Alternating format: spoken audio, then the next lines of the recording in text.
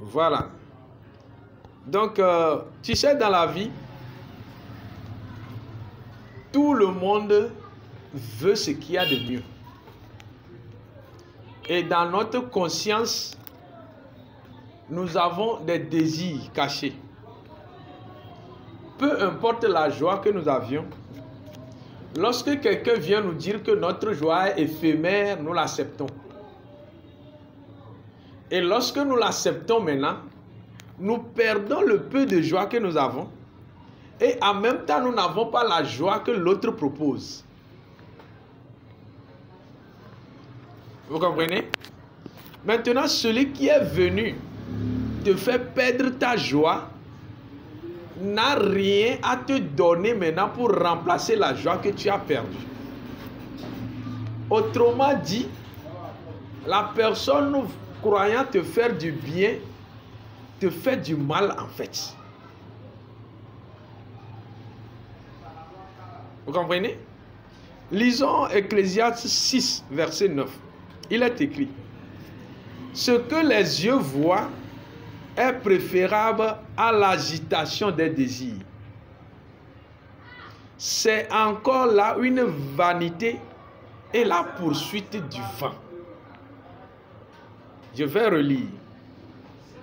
Ce que les yeux voient est préférable à l'agitation des désirs.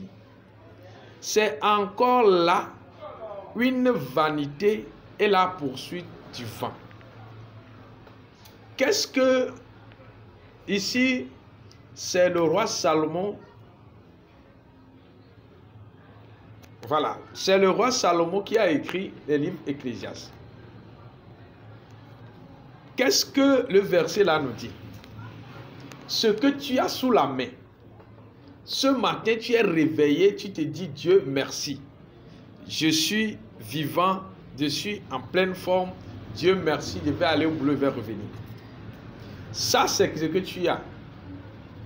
Maintenant, quelqu'un vient te dire, tu as vu telle personne, tu vois comment il progresse, tu vois comment il est en joie, tu vois tout ce qu'il possède, mais toi, tu n'as rien. Regarde-toi, regarde comment tu es, et imagine un peu, si tu as ça, tu pouvais avoir ça. Si tu fais ci, tu pouvais être ci. Non, mais il faut changer. Là, c'est des désirs qui te proposent. Mais toi-même, tu sens que tu as la vie en toi. Ça, c'est une vérité et c'est une réalité. Supposons que hier, tu étais en joie. Tu te disais que vraiment, Dieu merci.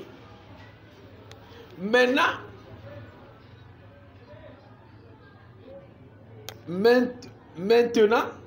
quelqu'un vient te proposer des désirs. Des désirs que lui-même il n'a pas à te donner. Voilà. Maintenant, quand lui te donne des désirs, d'accord? Quand lui te donne des désirs, la réalité que tu as, le petit ou bien la petite chose que tu as et que tu te plaisais, parce que lui te vend des désirs, tu abandonnes ça. La chose qui te rendait la joie, qui te donnait la joie, tu laisses ça maintenant et tu poursuis les idées que la personne te donne. Or, ce ne sont que des idées, il n'y a rien de réel dedans. Ce que la personne te dit, c'est lui qui le dit. Est-ce que vraiment c'est vrai? D'abord. Est-ce que c'est vrai? Est-ce que c'est vrai d'abord? Tu ne sais pas. Maintenant, si c'est vrai, est-ce qu'il peut te faire ça à l'instant T? Non.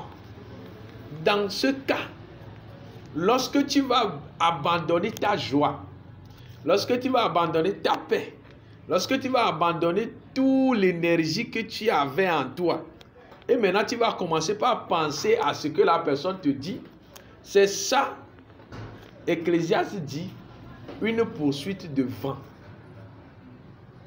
Tu es en train de te poursuivre du vent. Maintenant, tu as laissé ta joie, tu as laissé ton bonheur, Maintenant, tu es triste. Est-ce que la tristesse t'apporte du bien? Voilà. Maintenant, la personne qui te dit, toi fais ci, toi fais ça, toi fais ça. Est-ce qu'il est capable, lui, de changer toi ton histoire en l'instant T? Non. Voilà. Donc, ce que tu as, c'est ce que tu as sous la main. Sois en joie parce que tu as cela. La Bible dit, lorsque tu es fidèle dans les petites choses, on te donnera de grandes choses. D'accord? Le peu de choses que tu as présentement, réjouis-toi. Et Dieu va t'en donner plus. La tristesse, c'est un système de Satan pour t'abaisser. Parce que quand tu es triste, tu ne peux pas prier. Quand tu es triste, tu n'as pas de morale. Quand tu es triste, tu ne peux pas espérer. Tu vois? Donc, il faut que nous enlevons cette tristesse-là. Et que nous remercions le Seigneur pour le peu qu'il nous a donné. Supposons que les désirs que la personne X te propose, d'accord? Ces désirs-là, même si on te les donnait, le mal qui est derrière ces désirs-là, peut-être que ce serait même insupportable pour toi. Peut-être même que si tu étais à la place de la personne dont on dit qu'il est à l'aise et que toi tu n'es pas à l'aise, peut-être même que tu allais mourir déjà. Tu ne sais pas. Vous voyez, il y a une fois, un monsieur qui a garé sa voiture, Range Rover, est rentré dans un bar pour prendre de la bière. Et il y a deux jeunes hommes qui ont vu l'apparence du monsieur et ils se sont dit, tellement le gars là est riche et tellement nous sommes pauvres, il faut qu'on l'aborde pour voir s'il peut nous aider à devenir riches. Effectivement, ils ont abordé le monsieur. Ils ont dit tellement, ils ont dit des éloges, mais monsieur, vous êtes beau, votre voiture est belle, vraiment, vous êtes vraiment un gros bonnet, alors nous sommes très petits, et pardon, est-ce que tu peux nous aider, tu peux nous donner des idées, nous aussi on veut devenir comme toi, vraiment. Et le monsieur a ri. Et il les a dit que s'il ne va pas les mentir, lui, il préfère, si c'est possible, qu'il change de place. Lui, le monsieur que eux, ils voyaient riche et puissant, le monsieur voulait être à la place de ces jeunes-là. Et là, les enfants s'étonnent. Pourquoi toi tu veux être pauvre comme nous? Ce n'est pas possible. Alors le monsieur lui a dit, autant de Dieu te donne, autant de responsabilités et autant sont les épreuves aussi. Et le monsieur leur dit que d'abord, il est malade et que ses jours sont comptés. D'accord? Et malgré l'argent qu'il a, on ne peut pas le guérir. Malgré l'argent qu'il a, on ne peut pas le guérir. Parce qu'il a il a un cancer qui a atteint un niveau où il doit mourir. En plus de cela, il n'a pas d'enfant. En plus de cela, il a des amis et tous les amis qu'il a, c'est des gens qui sont là seulement pour profiter de lui. Et il leur disait qu'au moins eux là-bas, ils sont deux. Ils sont des amis.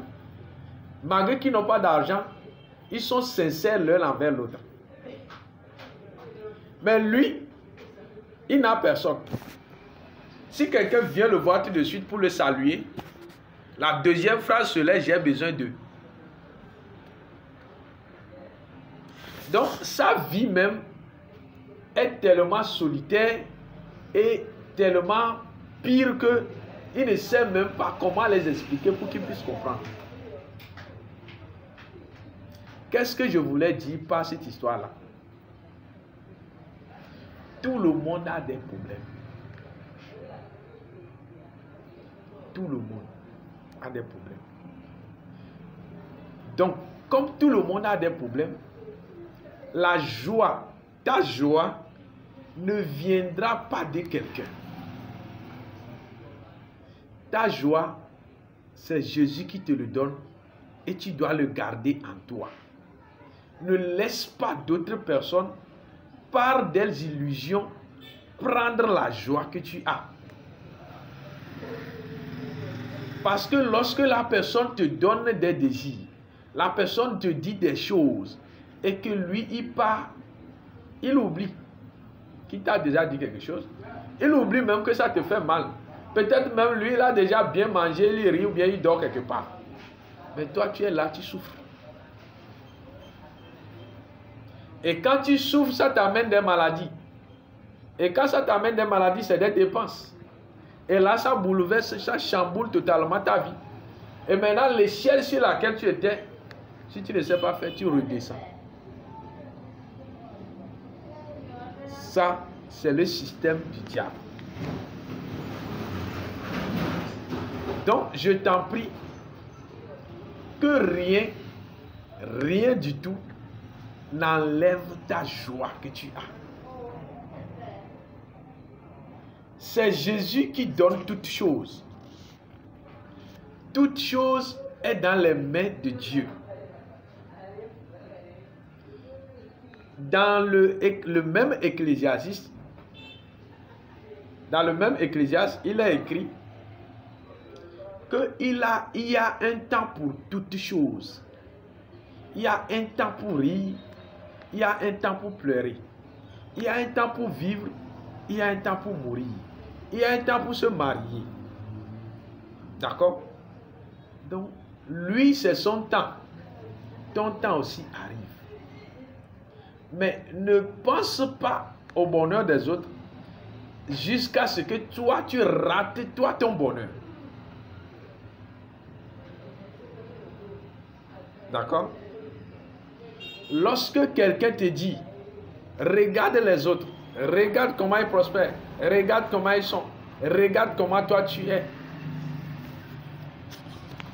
Lorsqu'on te dit ça, ce que tu dois faire, c'est de t'agenouiller et de dire, Seigneur, merci pour tout ce que tu me fais. D'accord? Dans Job qui était nanti, riche, le même jour, il a perdu ses enfants, il a perdu ses bétails, il a perdu ses maisons, il a perdu ses esclaves, il a tout perdu le même jour et au même moment. Mais qu'est-ce que la Bible dit? La Bible dit que Job a déchiré ses habits. Il s'est agenouillé. Il dit, Seigneur, merci. Parce que c'est toi qui m'as donné. Et c'est toi qui as repris.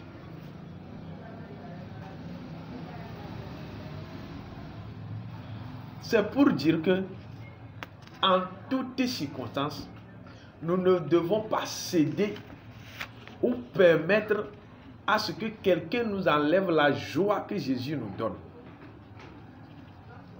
Toi-même, regarde là où tu étais et regarde là où tu es maintenant. Et maintenant, quelqu'un va venir te dire que non, tu n'es rien et tu vas accepter ça.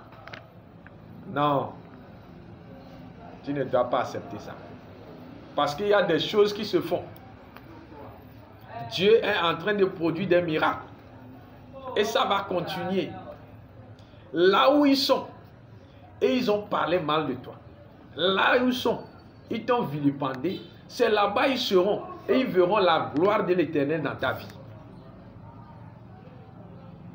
C'est le moment de prier et d'intercéder que l'Éternel vienne en ta faveur. Ce n'est pas le moment de la tristesse. Non. Non, ce n'est pas le moment de la tristesse. Non, ce n'est pas le moment de se sentir... Ce n'est pas le moment de se dire je suis perdu, non. La Bible dit que là où toi, l'être humain, tu es arrivé et que tu as le dos au mur, c'est là-bas que l'Éternel des armées se lève et te dit, mon enfant, je vais te tenir la main et je vais marcher avec toi. Donc, je voudrais te dire en ce moment de ne pas se décourager, de ne pas s'affaiblir, de ne pas dire que c'est fini pour moi parce que les gens le disent. Non, je t'en prie. Non. Donc, si tu dois sourire, c'est le moment de sourire et de dire Dieu merci. Si tu dois dire merci à Dieu, c'est le moment de le dire. Ne te décourage pas. Parce que nous avons fait un long chemin ensemble avec Jésus. Et Jésus est dans la barque. Tant que Jésus est dans la barque ne chavira jamais. Et puis, c'est une stratégie. C'est-à-dire que lorsque toi, tu crois que le bonheur est là, Satan passe par tous les moyens pour te dire que vraiment, pour le moment, tu n'as rien eu. Or, c'est des faussetés.